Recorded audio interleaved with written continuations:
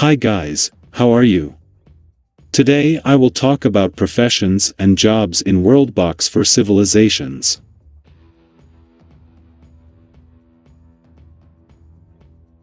Warning: the content here is based on rigorous research on my part, but may not be entirely truthful. Now let's get started. We must understand that in WorldBox there are professions and jobs.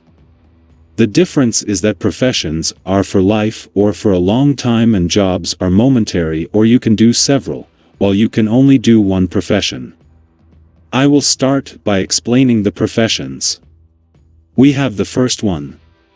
King is the supreme ruler of the kingdom, is based on the system of European absolute monarchy of the medieval era, is responsible for managing the entire kingdom, although he has assistants, also has the best things, good qualities and their management statistics, diplomacy, intelligence, strategy, humor and personality depends on how well the kingdom. When he dies will be replaced by another unit with the best diplomacy of the kingdom, and is not hereditary the position of king.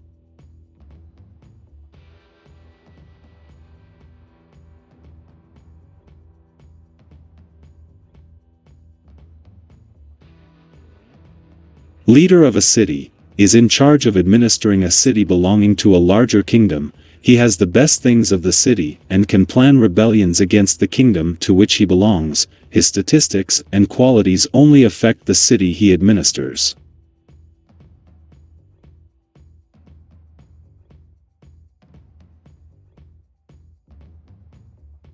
Warriors. They are in charge of protecting the kingdom either from other kingdoms or hostile entities. They have good equipment and are crucial in any kingdom.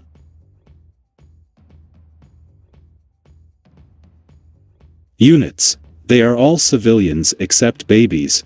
They can replace the warriors in case they are exhausted. If you activate the law of evil villagers, they perform various jobs and are the ones who keep the kingdom standing.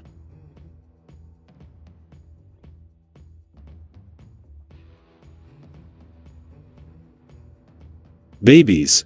They are children, the future of the kingdom. They always have the quality of peaceful. They are harmless. They spend playing around the kingdoms until they are 7 years old and grow up to become adults who can take any job or profession.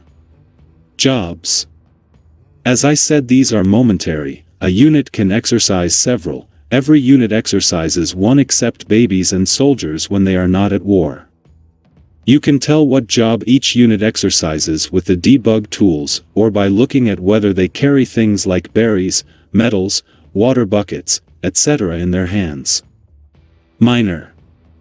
Spends his time in the mines, deposits and mountains working. When he leaves he takes metals and stones to houses where he stores them, then returns to the mine, and so the cycle continues. Hunter. He ventures into forests and unsettled lands where he hunts wild animals, then returns to the city with food.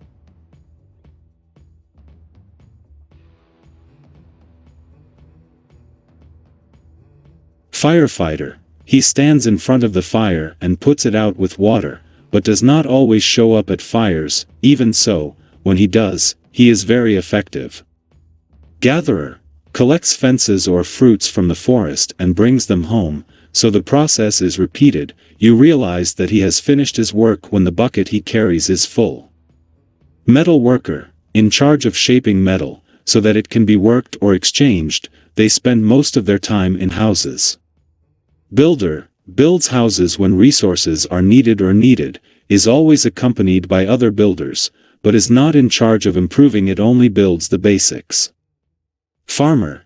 Takes care of the crops, plants them, harvests and takes care of them, stores the crops at home, always accompanied by other farmers, so the process is repeated.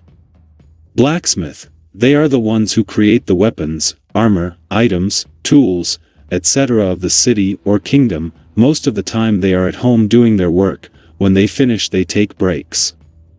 Attackers. They besiege enemy cities during a war. They have a fundamental role in this one, since they assure the conquest of new territories. The commander of the armies is an example of these units. Defender. They protect the inhabitants of the cities during sieges. I think they are the archers that are on top of the defense towers. they only exist while there is war. Thanks for watching, subscribe if you liked it.